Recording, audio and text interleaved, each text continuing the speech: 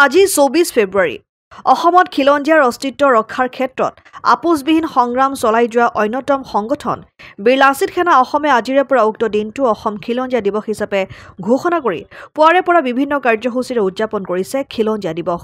পতাকা উত্তোলন, লাচিতৰ প্ৰতিমূৰ্তিত বন্তি প্ৰজ্বলন আদি বিভিন্ন কাৰ্যসূচীৰ পিছত হেংদাং পূজন কাৰ্যসূচী সমাপন কৰি অসমৰ বিভিন্ন প্ৰান্তৰ প্ৰায় ৫,০০০ সৈনিকৰ সহযোগত এক শোভাযাত্ৰা বাহিৰ কৰে। জয়াই অসম খিলঞ্জীয়াৰ স্বাৰ্থ সদায় আগত বীৰ লাচিত সেনাৰ জয় আদি ধ্বনিৰে উত্তাল কৰিছে আকাশ বঁটা। উল্লেখযোগ্য যে অসমত সদায় প্ৰতি ক্ষেত্ৰত প্ৰথম খিলঞ্জীয়াই অগ্ৰাধিকাৰ পাব লাগিব বুলি সকলোৱে সংকল্প গ্ৰহণ কৰি ইয়াণ্ডাবু চুক্তিৰ ভিত্তিত আগন্তুক ২০২৬ত অসম খিলঞ্জীয়া দিৱসৰ ২০০ বছৰীয়া জয়ন্তী উদযাপন কৰিব বুলি মত প্ৰকাশ কৰে। লগতে যিসমূহ অশুভ শক্তিয়ে বৰ্তমান ৰাজ্যখনত জাতি ভেদ তথা জনগোষ্ঠীসমূহৰ মাজত থকা ঐক্যতাক বিনষ্ট কৰিবলৈ উঠি পৰি লাগিছে, উক্ত স্থানৰ পৰাই সকিয়নি প্ৰদান কৰি অনাগত দিনত এনেবোৰ শক্তিৰ বিৰুদ্ধে অধিক সৰব হোৱাৰ সংকল্প লয় বীৰ লাচিত সেনাৰ সৈনিকসকলে। আজি 24 ফেব্ৰুৱাৰী অসম খিলঞ্জীয়া দিৱস হিচাপে এই লাচিত সেনা অসমে এই বছৰৰ পৰা প্ৰত্যেক বছৰে পালন কৰি যাব। 2026 24 ফেব্ৰুৱাৰীৰ দিনা ইয়াণ্ডাবুত ২০০ বছৰ সম্পূৰ্ণ হ'ব। ৰাষ্ট্ৰসংঘই খিলঞ্জীয়া সংজ্ঞা নিৰূপণত কৈছে যে যেতিয়া উপনিবেশিক শাসন ব্যৱস্থা হোৱাৰ আগমুহূৰ্তত থকা জাতি জনগোষ্ঠী তাৰ প্ৰাচীন আদিবাসী খিলঞ্জীয়া ভূমিৰ প্ৰতি গতিকে বৰ্তমান সময়ত যেনে চৰকাৰখনে খিলঞ্জীয়া কোন অখিলঞ্জীয়া কোন এটা বাদ বিবাদ তৈয়াৰ কৰি আমাৰ মাজত এটা প্ৰধান দিশৰ বাৰ্তা বিয়পাই আছে।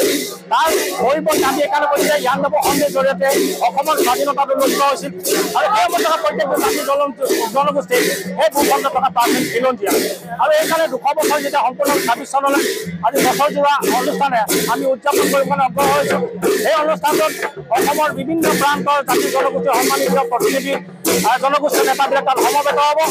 উত্তৰ পূৰ্বাঞ্চলৰ খিলঞ্জীয়া জাতি জনগোষ্ঠীৰ সন্মানিত প্ৰতি তাত সমবেত হ'ব আৰু ইয়াৰ পৰাই খিলঞ্জীয়া মানুহৰ অঞ্চলত যিবিলাক কৰ্মবেদনা আছে তেওঁলোকৰ যে অসম যি সন্ত্ৰাস তাক দূৰ কৰিবৰ কাৰণে আমি চেষ্টা কৰিম আৰু ২৪ ফেব্ৰুৱাৰী দিনটোকে অসমীয়া মানুহৰ স্বতন্ত্ৰ ৰাজনৈতিক, সামাজিক, অৰ্থনৈতিক আৰু সাংস্কৃতিক ইতিহাস চৰ্চাৰ প্ৰাণ কেন্দ্ৰ হিচাপে আমি কৰি লৈ যোৱা হ'ব।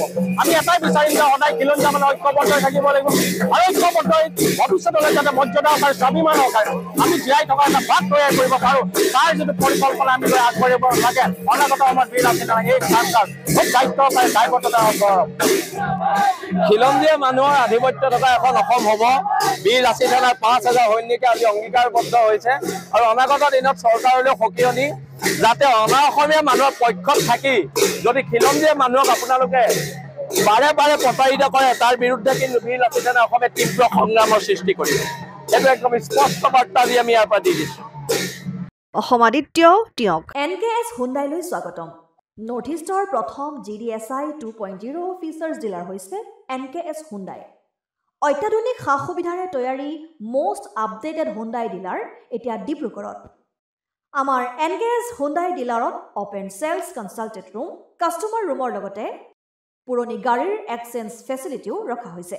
ইয়াত চেলছৰ লগতে ছাৰ্ভিচ ছেক্টৰৰ সুন্দৰ সুবিধা আছে। প্ৰয়োজনীয় সকলো এডভান্স টুলছ, হুইল বেলেন্সিং, এলাইনমেণ্টৰ অত্যাধুনিক machine, post hydraulic lift, fully train man পাৱাৰৰ লগতে nitrogen gas filling facility, fully automatic car washer ফেচিলিটিও আছে। লগতে NKS হুণ্ডাই ডিলাৰে কাষ্টমাৰসকলৰ সুবিধাৰ্থে মোবাইল ছাৰ্ভিচ ভেনৰো ব্যৱস্থা ৰাখিছে, য'ত হাইড্ৰলিক লিফ্ট, ৱাশ্বিং facility, wheel balancing, tyre pressure check কৰাৰ লগতে বহুখিনি সুবিধাই উপলব্ধ আছে। NKS হুণ্ডাইলৈ আহক আৰু সুবিধাসমূহ গ্ৰহণ কৰক।